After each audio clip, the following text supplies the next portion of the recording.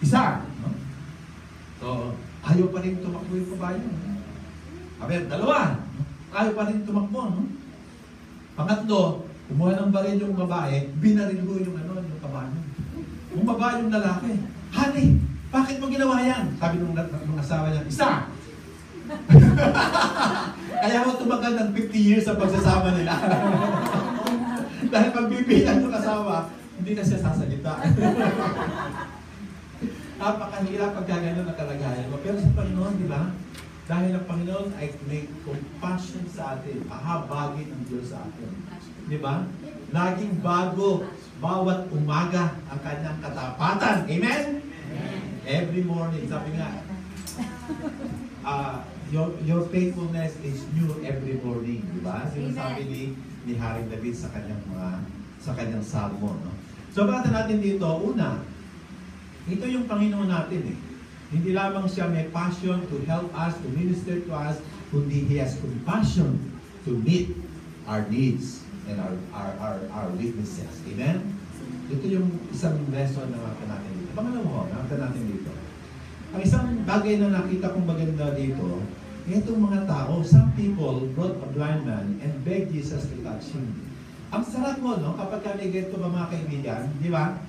Yung bang, pagka may pangangailangan ka, talagang aakayin ka, no? Kapag ka meron kang needs, talagang tutulungan ka. Ito mga tao nito, no?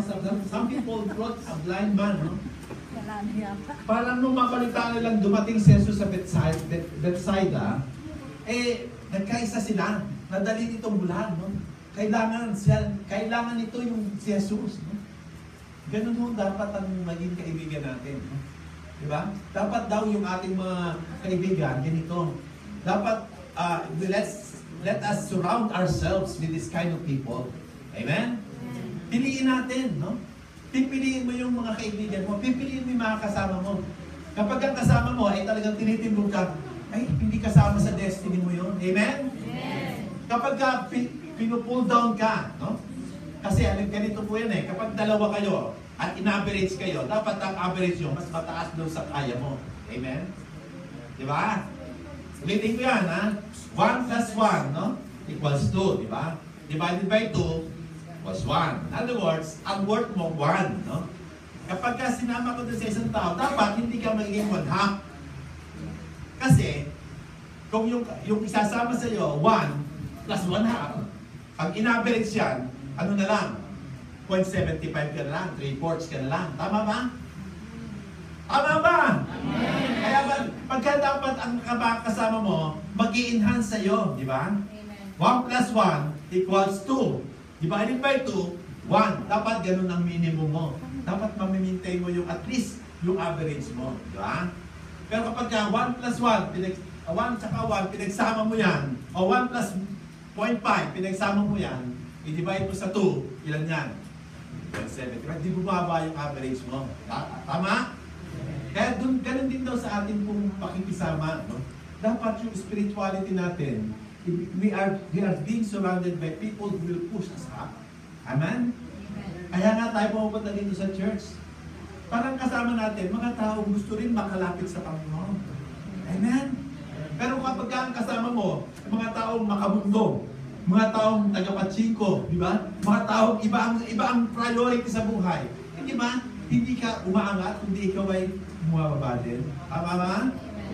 Kapag ang kasama mo lagi mukhang pera, no? Walang pinag-uusapan kundi pera. Pera. Because then, ang standard ng iyong tagumpay na isipin mo ay yung marami kang pera. Pero dapat ang kasama mo yung talagang may takot sa Diyos, may paniniwala sa Diyos, mayroong pananampalataya sa magkagawa ng Diyos. Amen? Amen! Kaya dito ho sa Hope of Glory, di ba? Tayo po ay nagkakaisa na tayo po ay pagpapalay ni Lord. No? Amen. Dahil sa Kanyang passion and compassion sa atin. Tama po? Amen. Dito, natuwa ko dito sa mga tao ito. No? They brought that blind man to Jesus. Ganun daw eh. Kailangan, ang bawat isa sa atin, dinadala natin yung bawat isa sa Panginoon. Inilalapit natin kay Lord. No? Alam nyo, marami din tayong iba't ibang karanasan. Minsan yung karanasan natin talagang mag-tempt sa atin na magalit at magkaroon ng puot sa puso natin. Walang exempted sa atin. Lahat tayo. Ako, nararanasan ko to. Pero every time ho na matutokso ako na magkaroon ng galit sa puso ko, ipinapaalala sa akin ni Lord yung aking pangarap. Meron akong pangarap. Meron akong destiny. Hindi ko hayaang matalo ko ng mga bagay dito. Amen? Kaya importante ho, bakit mag-surround natin ating mga buhay ng mga taong magdalala sa atin para lumapit tayo sa Panginoon. Can I hear amen? Amen! Pangatlo po, ito yung maganda, no? Dito makita natin, ang Panginoon, no? Diba? Kakaiba yung kanyang paraan ng paggagamot, di ba? Hindi ko lang alam kung ngayon ay magpapatawag na tayo ng healing service dito at pagdating nyo dito, tutulan ko kayo. Ano masakit dyan? Ito po. Parang hindi conventional, di ba? Well, ang pinapakita dito, yung Panginoon, pag kumilos, hindi kagaya ng inaasahan natin. Bakit? No? When God moves, He moves in His ways. Kaya nga sinasabi sa Biblia, His ways are higher than our ways. Diba? Amen. Mas mataas po yung pagmamaraan ng Panginoon. Kaya nga minsan hindi ko natin kailangan hustgahan ng isang tao eh. Diba? Kasi ang paraan ni Lord hindi kagaya ng isip ko, wala, yan, hanggang people yan, wala, hanggang ganyan lang. Hindi, merong paraan mo ang Panginoon. Minsan kapag ang lalaki o babae na yan ay sumuko sa Panginoon, talagang ang Panginoon ang siyang gagalang. Amen? Kaya kailangan idadalangin natin ang bawat isa. Kung kayo ay tatanungin, isang tanong na tinanong sa akin. If you are 75 years old, okay, and somebody offered you two things, mamimili ka doon, anong pipiliin mo? 30 million pesos, 75 years old ka, bibigyan ka ng 30 million pesos. O 75 years old, ibabalik ka sa 20 years old ka. Ano? Ano pipiliin mo? O diba? Pareho tayo ng... Ako, pipiliin ko din, ay balik mo ako sa 20 years old. Diba? Aanin ko yung 30 million, ilang buwan na hindi ko alam kung ilang buwan na lang ako, di ba? So, now, ano ang mahalaga, ano ang makikita natin dito? Ito magandang lesson dito sa atin. Una, napakasarap po nung maging bata, di ba? Pag bata ka, ang dami pong mga pangarap na pwede mong makuha. Amen? Kung ako ay babalik sa aking pagkabata, siguro may mga bagay na babaguhin ako sa naging mga desisyon ko. Amen? Amen. Marahil kayo din, di ba? Kasi nakita nyo na, uy, may mali pala doon, hindi pala ako dapat. May mga ganyan eh, no? Then you can correct things, di ba? Dahil kayo ay nakaranas na ng gano'n. Pangalawa, dito makita natin ang prioridad. Kita nyo, minsan, hinahanap natin ng pera, hanap tayo ng hanap ng pera. Sabi nga, nung daw tayo ay mabata pa, when we were younger, we look for more money. Pero pag tumanda ka na, hindi na money ang hinahanap mo, health na. Kasi, ang magmasakit ito. Hindi, unahan na eh, no? Diba? So, teka muna, bakit mo pa hahanapin ang pera, ang priority ang pera, samantalang ang mas mahalaga pala, yung kalusugan. Amen? Amen? So, ngayon pa lang, unahin mo na yung kalusugan. Sabi daw, oh, ang dami natin. Ano ba gamot sa cancer? Hanap tayo ng hanap ng gamot sa cancer. Eh. Diba?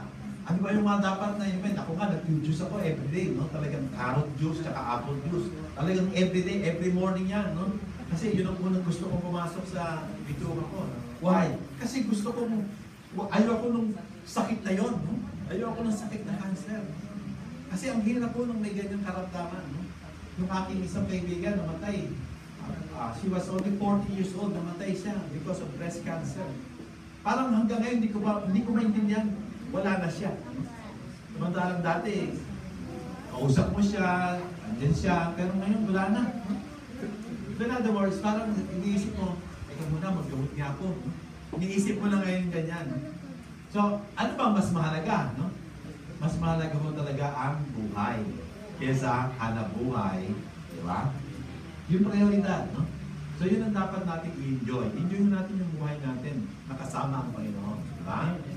Dito papasok yung pangtuli natin katotohanan. The second touch of God.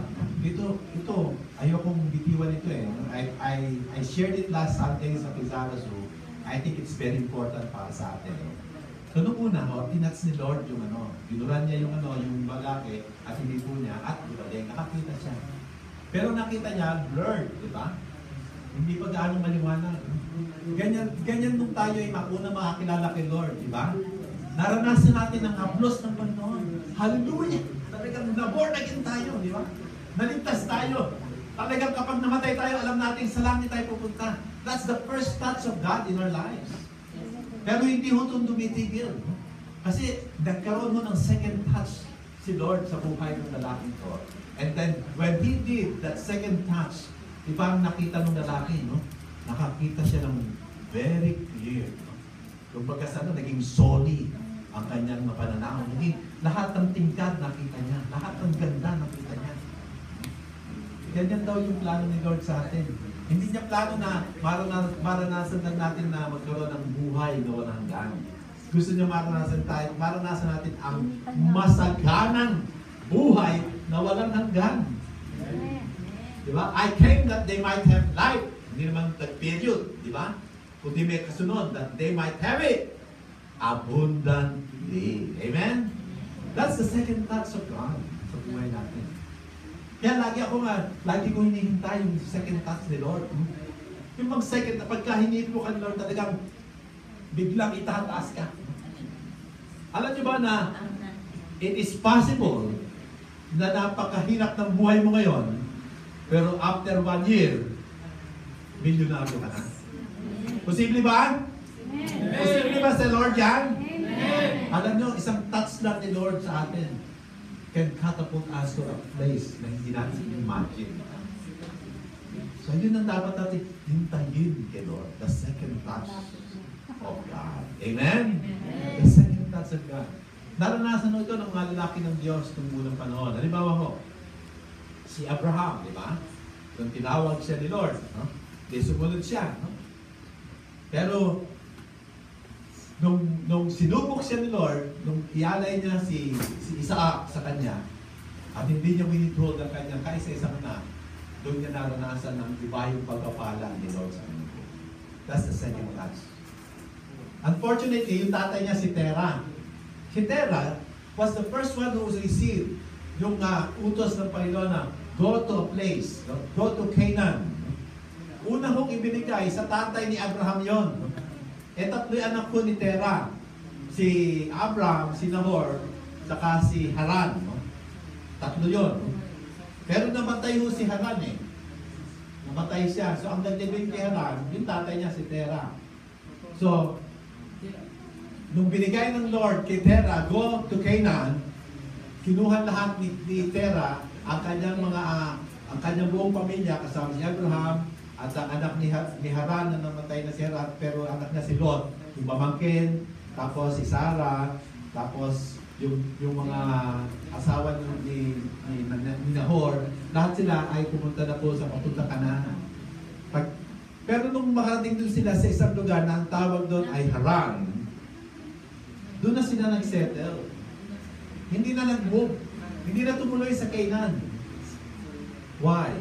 Kasi si Terah, napunta siya sa lugar na ang pangalan, Haran. Naalala niya yung kalungkutan niya nung mamatay si Haran. Kapangalan eh.